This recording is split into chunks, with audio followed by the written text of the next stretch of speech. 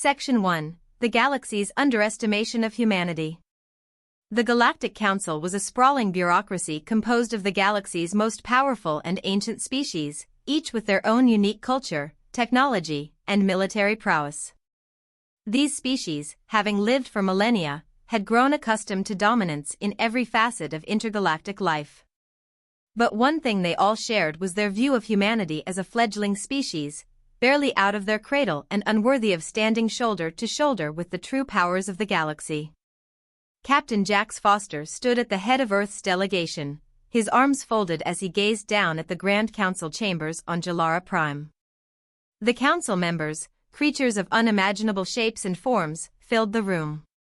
From the towering Zalthar, whose stone-like skin shimmered under the chamber's lights, to the ethereal, glowing Vendor, whose minds communicated telepathically, each race was a paragon of their respective civilizations.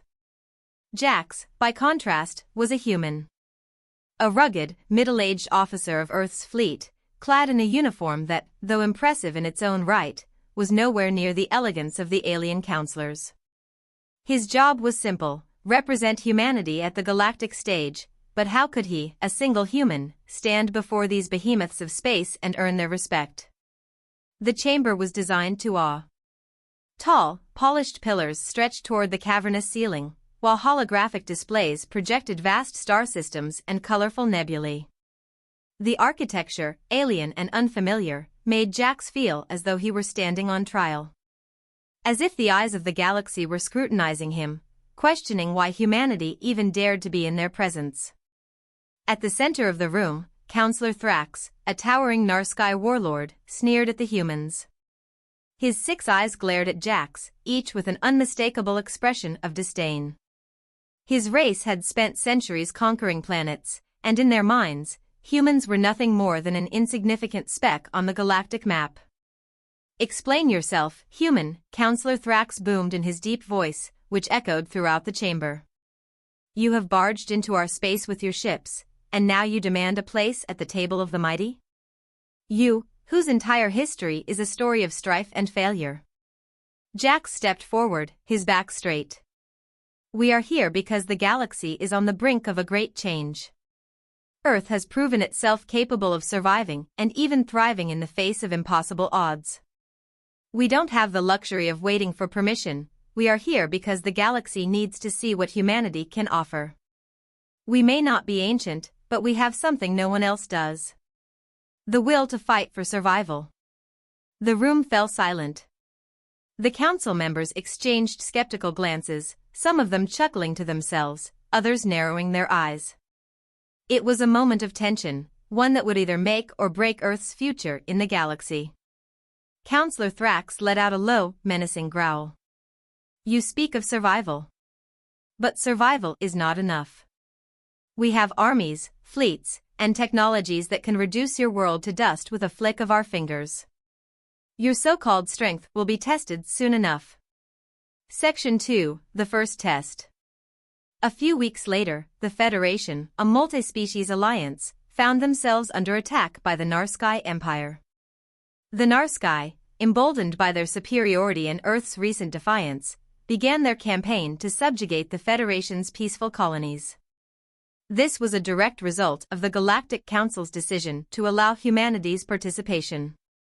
The Narsky, unwilling to accept a new player on the galactic stage, decided to teach them a lesson. Earth's fleet was called into action. Captain Jax Foster, now commanding the flagship SS Valkyrie, received orders to assist in the defense of the Federation's outer colonies. Humanity was no stranger to conflict, but this was the first time they were forced to confront an empire like the Narsky, a powerful and brutal force that had been at war for centuries.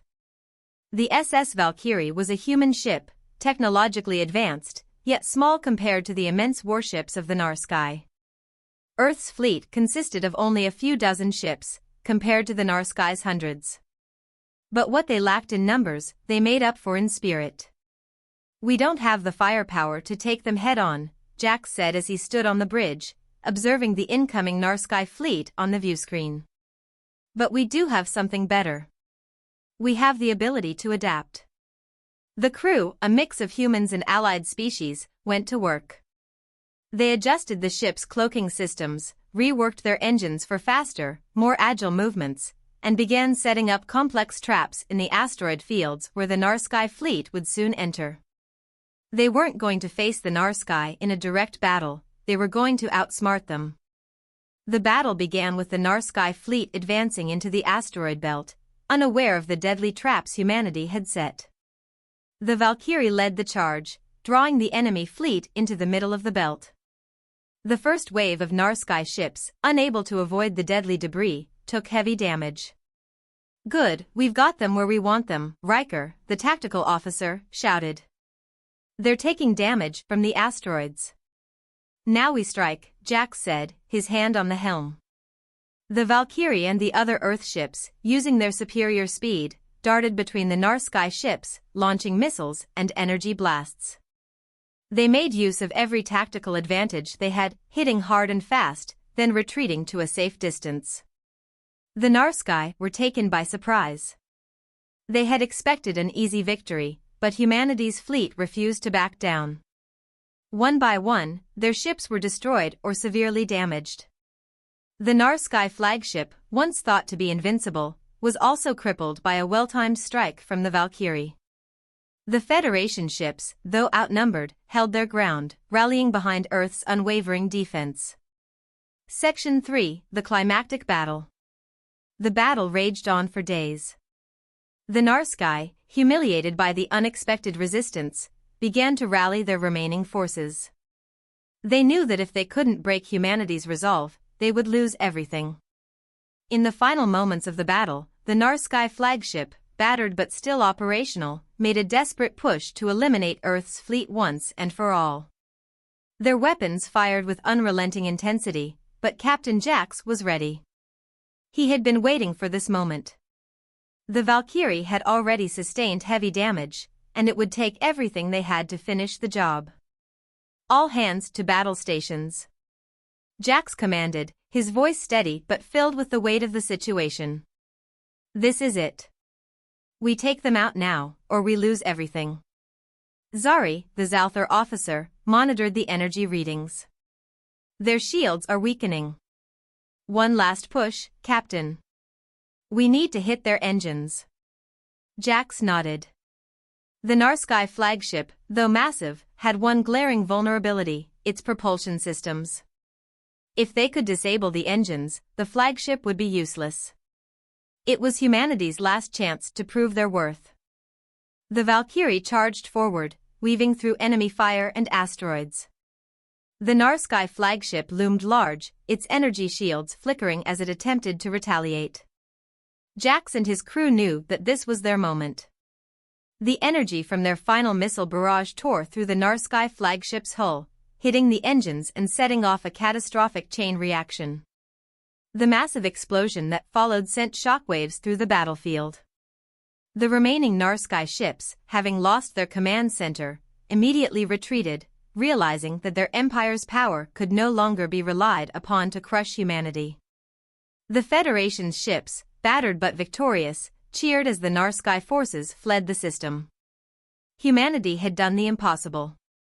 The Narsky had learned the hard way: never underestimate the Deathworlders. Section 4, Humanity's Victory. As the dust settled and the Narsky armada retreated into the stars, Captain Jax stood on the bridge of the Valkyrie, staring at the battlefield. The remains of the Narsky fleet floated in space, some ships destroyed, others damaged beyond repair. "We did it," Riker said, clapping Jax on the back. "They're running." "They actually ran." Jax nodded, his expression somber. "We've sent a message. To the galaxy, to the Narsky, and to every species that thinks they can push us around." But Jax knew the battle wasn't over. This victory was just the beginning. Humanity had proven its strength to the galaxy, and the galaxy would now remember that Earth was a force to be reckoned with.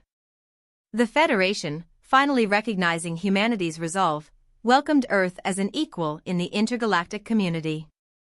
Earth's place in the galaxy was no longer in question. The Narsky had learned that humanity wasn't just a species that survived, they were a species that would make sure every invader knew the price of attacking Earth.